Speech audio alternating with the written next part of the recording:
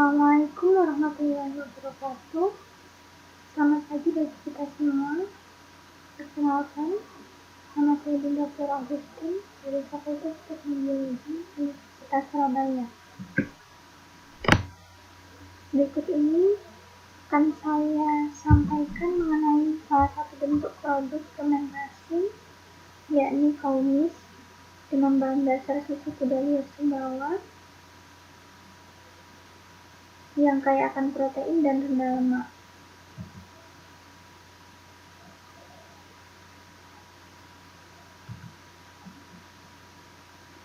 Nah, kita telah tahu banyak produk fermentasi, diantaranya seperti milk kefir, yogurt, water kefir, kombucha, kemudian lassi drink, dan kaumis itu sendiri. Beberapa diantaranya merupakan produk fermentasi yang berbahan dasar susu, seperti milk kefir dan yogurt, serta lassi dan kaumis. Beberapa lainnya seperti water kefir berasal dari air gula, kemudian kombucha dari teh fermentasi.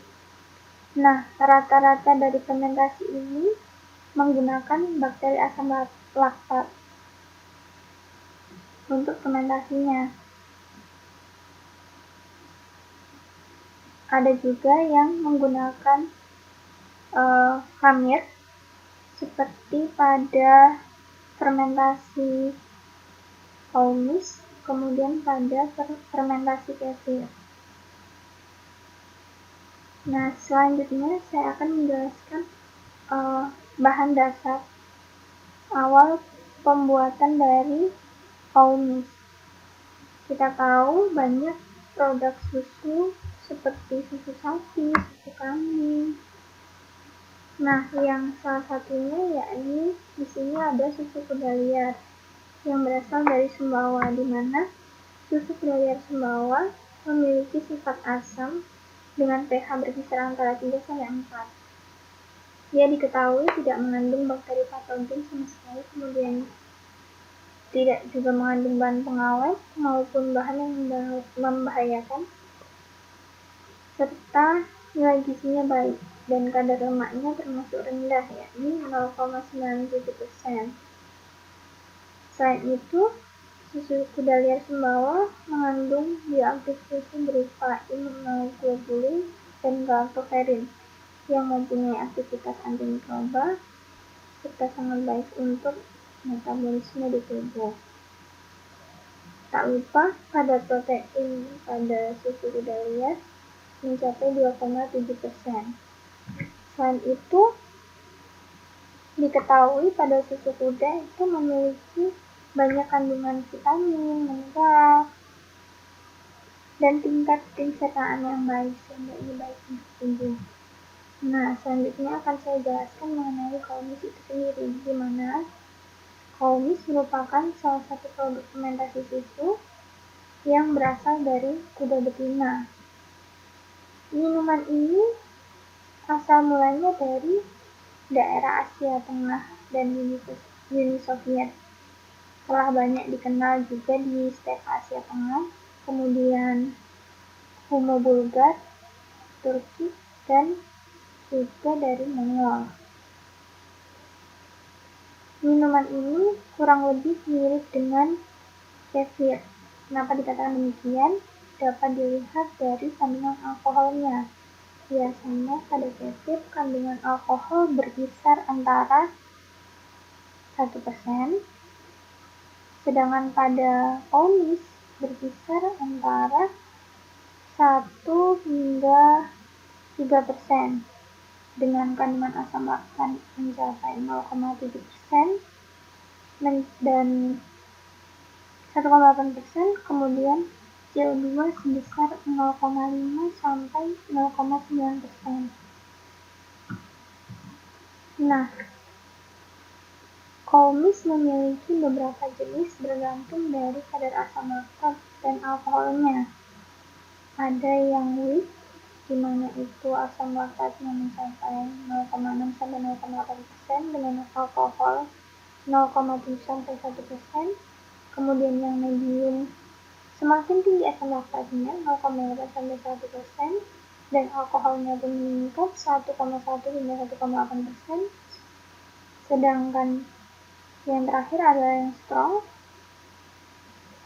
dengan asam laktat mencapai 1 hingga 1,2% dengan kadar alkohol yang lebih tinggi lagi, yakni 1,8 hingga 2,5%. Nah, asal mula itu merujuk pada mikroba yang berperan dalam fermentasi Coumadin. Nah, beberapa mikroba di sini kita tahu ada Saccharomyces lactis, Myoderma, Torula, Lactobacillus bulgaricus, Lactobacillus acidophilus, kemudian Saccharomyces cerevisiae, Streptococcus lactis atau biasa disebut Lactococcus lactis, kemudian Cluiveromyces marcianus varian lactis juga. Nah, beberapa mikro di sini tidak semuanya berperan dalam fermentasi Coumadin, tapi beberapa digunakan bersamaan dalam fermentasi Coumadin, seperti misalnya Lactobacillus bulgaricus, kemudian Torula dan Myoderma, atau Lactobacillus acidophilus, Saccharomyces cerevisiae, dan Streptococcus lactis, atau Lactobacillus bulgaricus, kemudian Lactobacillus acidophilus, dan Cluiveromyces lactis. Jadi tidak semuanya digunakan bersamaan. Nah, selanjutnya kita akan menuju ke bahan yang dibutuhkan. Yang paling utama adalah susu kuda, kemudian starternya seperti mikroba yang telah saya sebutkan tadi, kemudian di sini ada alat dan yang digunakan. Yang utama kita butuh inkubator, kemudian kita butuh juga botol fermentasi. Selebihnya yang lain seperti panci, sendok, kompor, dan peralatan lain yang digunakan untuk pasteurisasi, untuk memperkirakan jumlah seperti sendok takar atau gelas takar.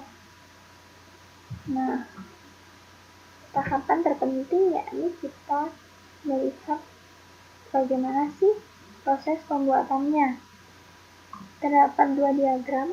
Yang pertama diagram alir pembuatan starter Coumadin, kemudian diagram alir pembuatan Coumadin itu sendiri. Seperti pada yogurt atau beberapa produk fermentasi lainnya, kita butuh menyiapkan starter. Nah, starter di sini awalnya kita menyiapkan susu 1 spoon. Kemudian dipasteurisasi 65 derajat Celcius selama 30 menit. Setelah dipasteurisasi, kita dinginkan dulu suhunya sekitar 28 derajat Celcius mendekati suhu ruang. Baru kita masukkan inokulum kita pada masing-masing susu sapi yang tadi setelah dipasteurisasi dipisahkan itu, kemudian diinokulasikan Lactococcus lactis, Lactobacillus acidophilus, kemudian Saccharomyces cerevisiae. Untuk dua strain seperti Lactococcus lactis dan Lactobacillus acidophilus memiliki suhu inkubasi 37 derajat Celcius selama 7 jam. Untuk Saccharomyces cerevisiae memiliki suhu inkubasi sebesar 25 derajat Celcius selama 5 jam.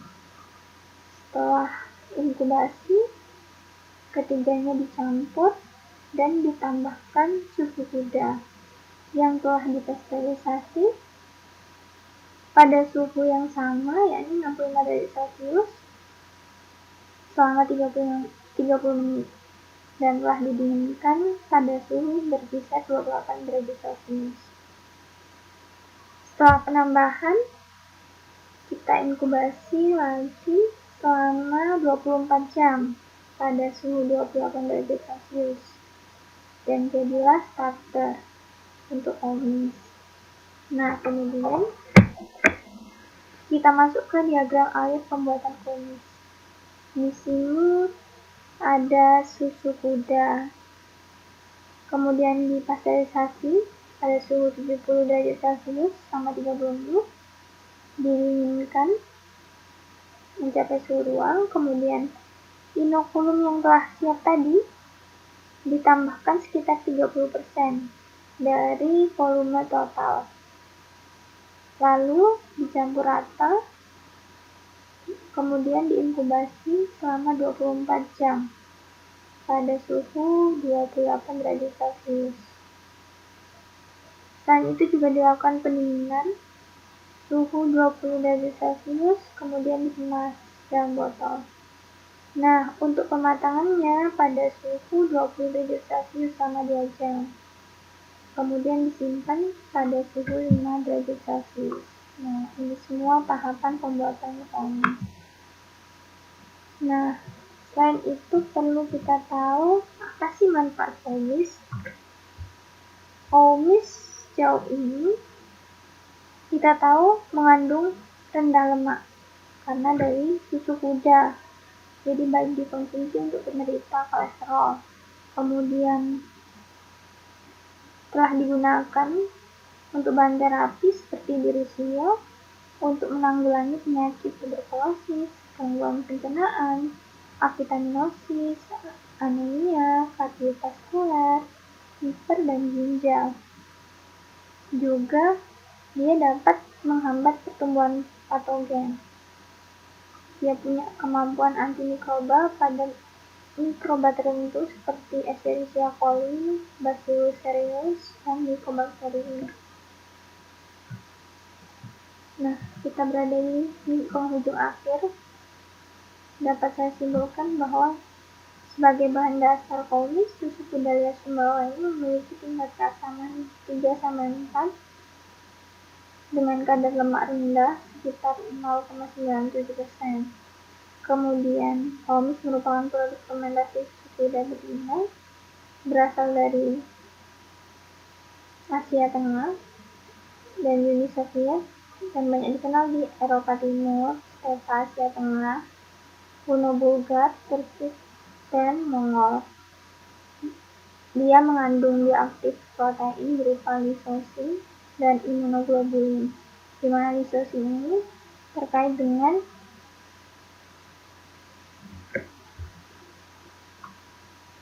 kemampuan metabolisme tubuh. Kemudian susu kuda dapat meningkatkan imunitas seluler dan daya hambat mikroba. Sekian penjelasan dari saya. Terima kasih.